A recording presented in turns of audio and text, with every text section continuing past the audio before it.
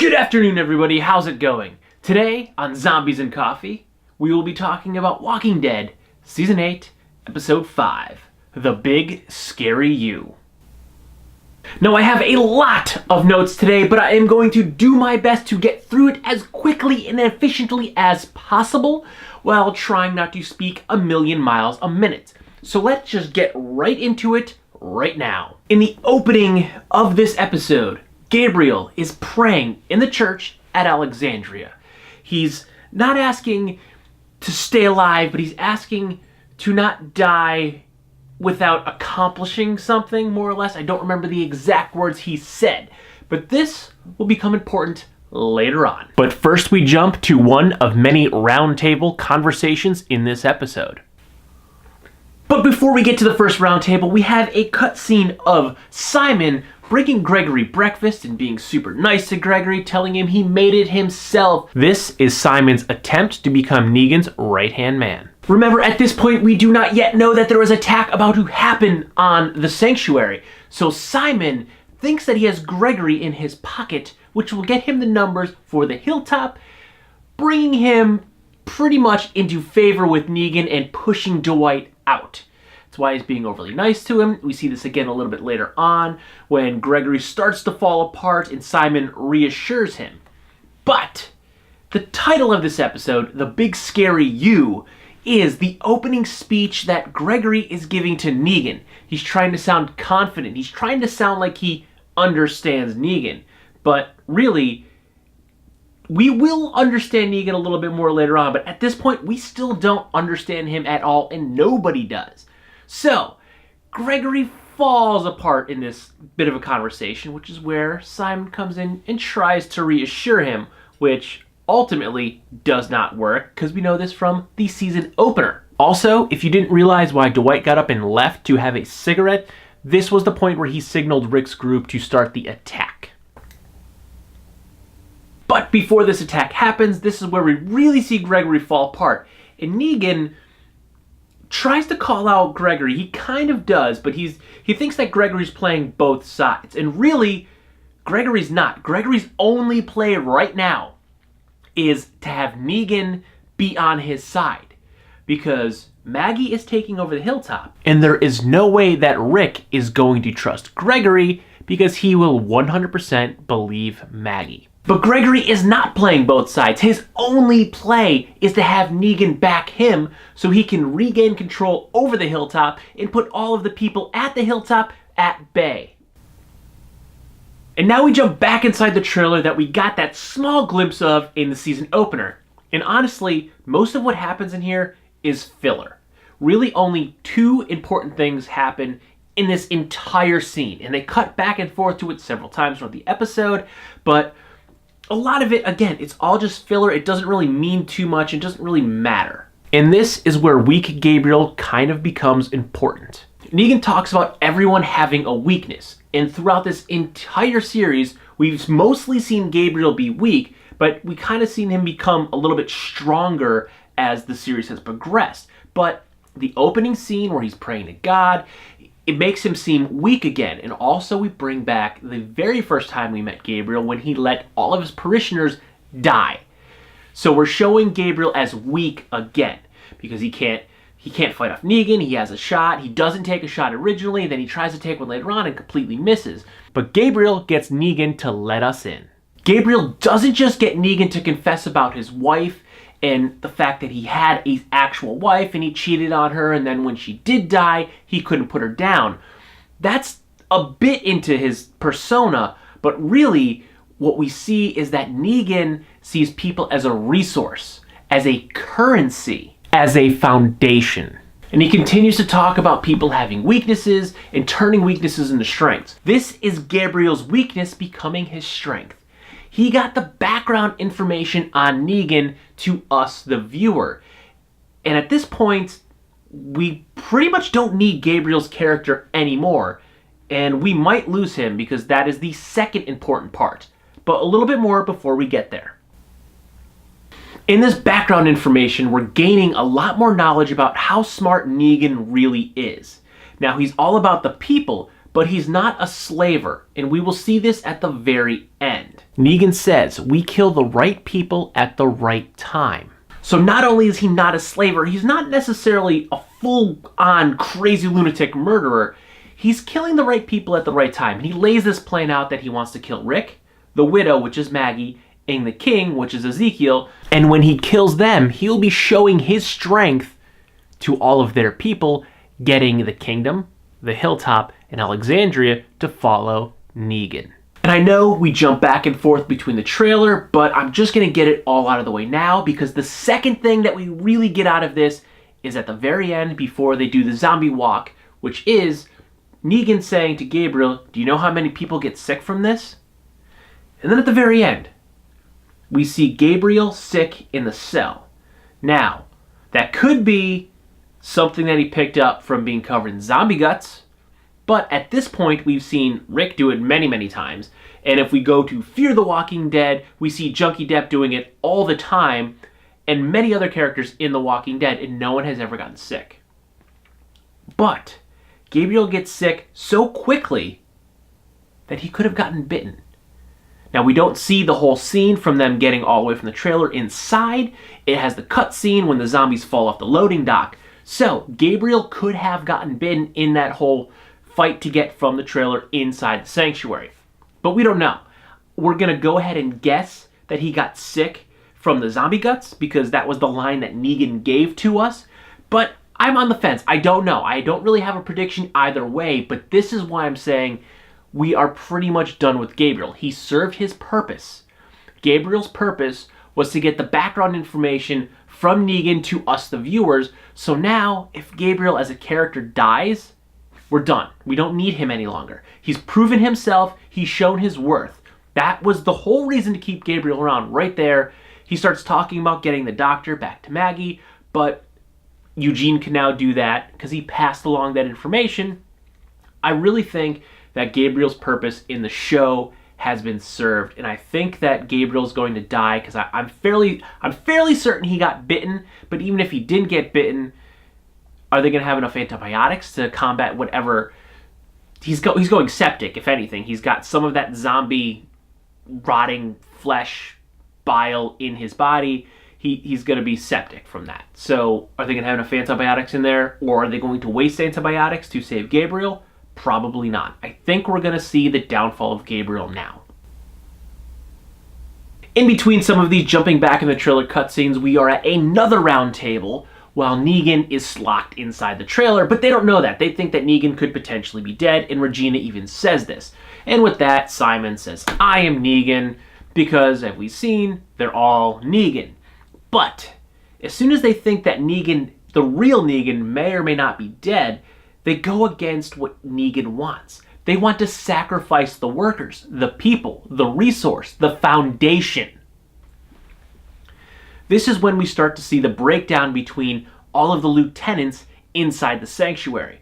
We have Simon and Regina want to use the workers, but then we have Dwight that does not want to sacrifice the workers. And Garrett and Eugene are kind of indifferent to the situation. Eugene just throws in his mathematical wizardry and says they don't have the numbers for the plan that Regina wants to use. And Garrett brings it back around to say, there's a rat inside this group.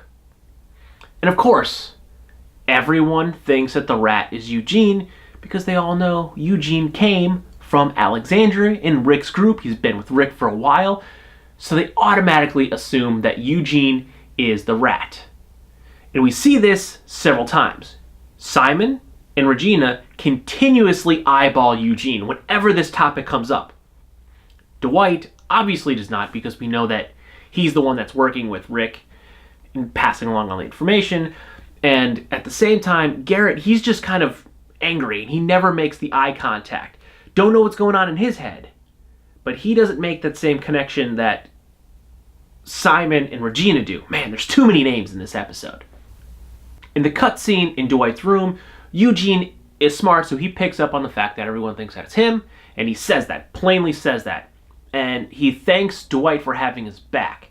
Now, this is where we find out he gets the paint on his thumb that he later puts together with the red paint on the bag after they're going over the guns and talking about how it couldn't have been one of the workers. But in addition to this, we actually see a bond forming between Dwight and Eugene. This is where they're kind of making their own coalition. And I think this is going to carry on past what is going to happen after All Out War. I think that Eugene and Dwight are obviously going to make it through this, and later on they're going to have this bond, this partnership. I mean, after you bite someone in the dick, you kind of form a bit of a bond. I mean, Eugene talks about eating dog with Gabriel, and they have a lifelong bond. If you bite someone's dick, you kind of have a lifelong bond. Now, I don't know if the next scene is going to be a flash forward or if it's parallels, because the timeline jumps around throughout this episode, but when Rick and Daryl are fighting, we kind of see Daryl mirroring a little bit of Simon here. He wants to just blow up the sanctuary, let them all die, sacrifice the workers. So he's kind of a little bit Simon, which, really, if you think about it, Daryl is Dwight, but the more badass side of Dwight, and Simon is Dwight in the sanctuary, but like the more badass Dwight, even though Dwight's in this.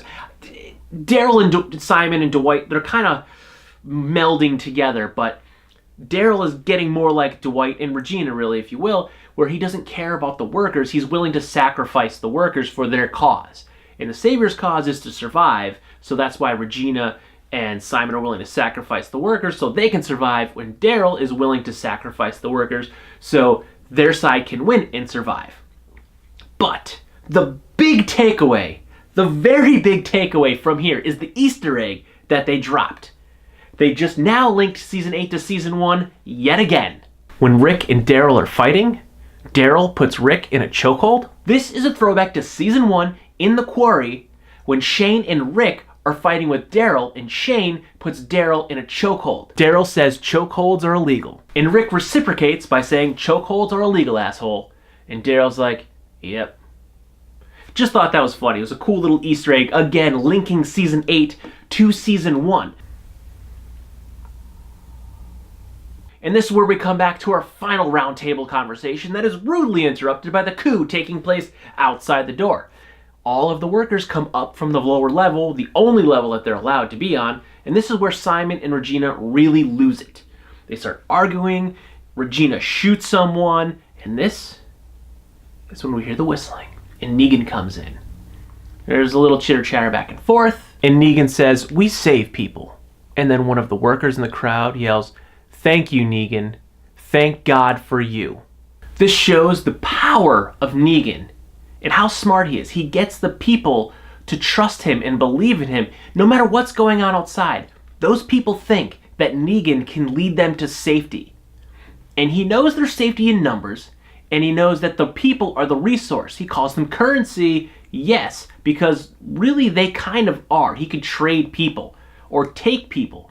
He takes the doctor from the hilltop after he kills the doctor that Dwight set up in the sanctuary. So that's kind of, he's taking currency from one place and moving it to the other, but they are a major resource, and Negan understands that, and he uses that and manipulates that to get these people to believe in him and trust him, and then just do whatever he wants. And I'm sorry, we had one more round table. This is after Negan gets his shower and his massage, and this is where Eugene sees the paint on the bag after discussing that the guns, blah, blah, blah, blah, blah, puts two and two together, realizes it's Dwight, but he doesn't say anything.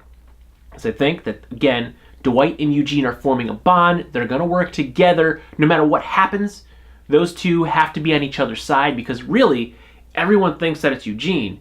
So even if Eugene came out and said that it was Dwight, I don't think anyone's going to believe him. Dwight will just say Eugene's lying. Eugene's got paint on his thumb. Doesn't matter how it got there. Eugene could have touched the bag on the table. Whatever.